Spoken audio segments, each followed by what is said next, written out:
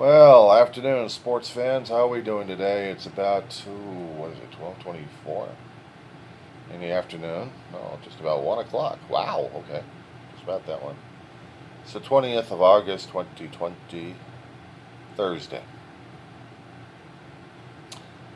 Cal ISO, our power companies have been generous in not doing blackouts and brownouts on us on some occasions. But I can't say the same thing for PG&E or DWP when they're having power issues as well, because they're still having problems with the brownouts and blackouts because of the extreme heat that we're having out here in California. Now, compared to what they have out in Florida at this point over here, weather-wise, I keep making jokes with myself of visiting or moving out to Florida to see if I could stand it out there. But I'll tell you one thing, in dealing with the extreme heat and humidity at this point over here, there's no way in hell I'm leaving California. I'm sorry. I am not moving to the Panhandle State. I may try to entertain the idea of visiting it, but I'm not about to. Simply put, I don't think I am physically adaptable to dealing with the environment I've got right now because it makes me feel oogie, nauseous, lightheaded, dizzy, and very uncomfortable. Having a having a fun time in Florida seems to be a jolly thing for me to think about. I keep getting books regarding different Florida areas to visit and spend money. And then again, when the damn COVID hit, I threw those damn things out the window. Not the books, but the plans. But also, what drove me crazy is in trying to understand the heat and humidity until during the summertime when the heat comes up about triple degrees and then we get moisture coming up from the Pacific right off the coast of Mexico, we get hurricanes coming up. The difference between Florida waters and California waters is this. In Florida, you've got a constant heat source. You've got constant heat because of the currents in the Atlantic. They're always bringing the energy and the heat in the waters. That's why people are in the Caribbean having short pants probably all the time without long pants. They can deal with the extremes as best as they can, drinking a lot of water or a lot of ice cold liquids if they can get them, and just adapting to what is out there. Maybe for long periods of time, if people actually retired out there and understand what the Florida life was all about, I'd love to see it. But the problem is when you have so much heat and humidity, like we out here in California, it's a different story altogether. But we got colder waters. We got the colder waters coming from the Alaskan area. So we don't get all that much. We don't get what they get out in Florida on a constant basis, or even along the coastline or in the southern states on the East Coast. They get the extreme weather, yeah, because of the warm waters flowing through that area, but we get the colder waters over here, so we get the colder storms. When we have a hurricane coming up the pipeline right along Baja California, we get the energy, we get the humidity effect, and especially when we have a high pressure bringing it in, it's like trying to bring in a big ass shark or a marlin. We're getting the effects of it over here, boys and girls. We're getting our asses kicked. We're getting triple degrees. We're getting potential thunderstorms on some occasions. Actually, potential shit. We've been getting a lot of them. I just haven't seen or heard of them out here in the Antelope Valley, California. But they have been going through different sections of it that I've missed all the time. And I so love seeing that stuff in the summertime because it is so cool seeing that kind of weather. Get a camera and take pictures of that thing all the time. And it just don't come out right. Well, when we get those kind of conditions every once in a while, it's uncomfortable, makes me nauseous, do unpleasant things with my body. That's the only thing I'm going to be saying at this point. Not to mention, it makes me want to pass out. Now here we're used to the cold weather when it comes down here. When the jet stream brings a trough of cold pressure, low pressure coming down, bringing us the cold air, then we start feeling it. I can bundle up, I feel comfortable with it. Hell, I might try to visit Alaska. Unfortunately, they're having issues with the COVID-19 shutting everything else down, including Alaska cruises. That makes life impossible. Very much so. I'd like to try visiting Florida if I could. Just see what it's all about. Hell, I'd like to see it during the hurricane season. You heard me correctly. I said hurricane season. I'd never been through a terrifying ordeal such as an intense thunderstorm. I've seen the lighter versions of it that we've had over here. We've had the wind. We've had the rain. We even had our little things of trickles called flooding. I'm not a disaster hound. But I know that I don't like what we have out here for disasters, which is earthquakes. I don't like droughts, but we got them. We also have fires, which screws up our air quality, which keeps me trapped in here more often than not.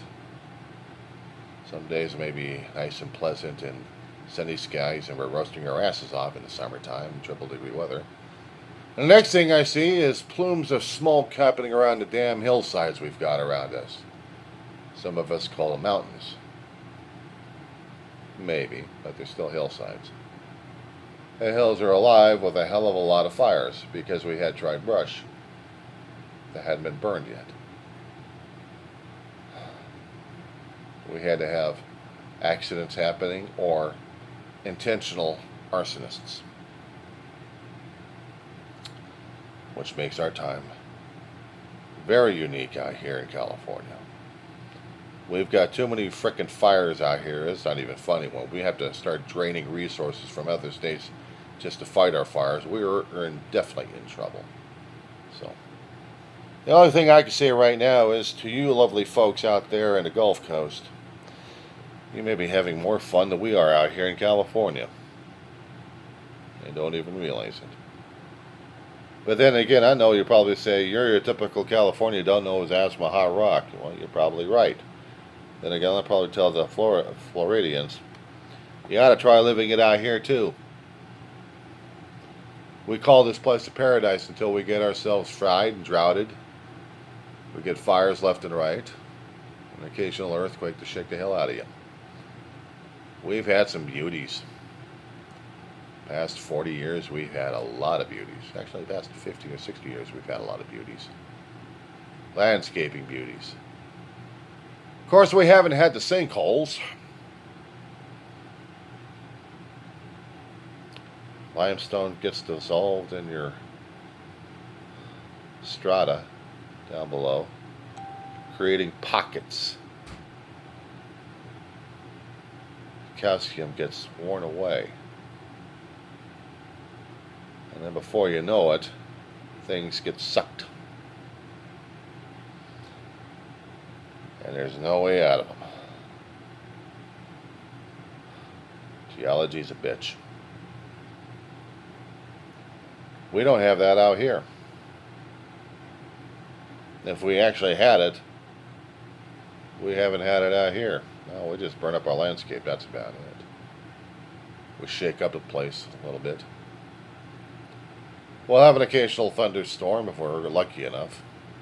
We'll freeze our ass off every once in a great while, and that's fun. Nah, maybe I ought to visit Florida. Maybe experience a hurricane or getting sucked through a sinkhole. Maybe The heat and humidity will suck the life out of my bones. I'll become a Floridian statistic. Here's another dumb California. Couldn't even deal with this stuff. If it sounds like I'm trying to put you folks down in Florida, no, I'm not. Because I can already put down my state just as even worse. Lovely killers, murderers, arsonists, gang shootings. You guys are laughing your asses off because you have your own problems like that. Everybody does. But I should say that we feel lucky enough to live in our own environs because we're so used to it. And it's a hell of a new experience for a lot of us who travel from one place to another place or actually are able to do so. I'd like to see what Florida is all about. I'd like to travel over there if I could. I'd be dying to see what Disney World has to offer, or Universal, or even NASA. But the most major thing I'd love to experience, we can't even do that. And thank you very much, COVID-19, for doing this screw over on everybody, is the cruising industry. And nobody, no news agencies out there has ever covered the cruise industry out here on the West Coast or even on the majors. Probably out in your territory in Florida, but not out here in California. We don't hear anything until we get on YouTube. So, when I see the lack of ships on the West Coast, and nobody bothers to say anything about it, not a word, they'll do a flash video on the port of Long Beach. We have Carnival Cruise Line dock empty. The only ship they see is the marooned, cemented, stuck Queen Mary. Only permanent docked cruise ship ever. That's it. We used to have Pacific. We used to have Norwegian. We used to have Carnival. Carnival owns them all. We used to have Royal Caribbean until they decided to pull out of here because of problems with Mexican crime. And they couldn't deal with the low revenues and God knows what else, and whatever reasons they came up with, and shove everything over to the East Coast.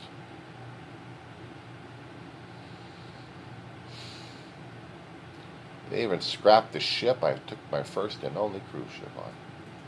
Monarch of the Seas. And I'll tell you something, I liked that ship.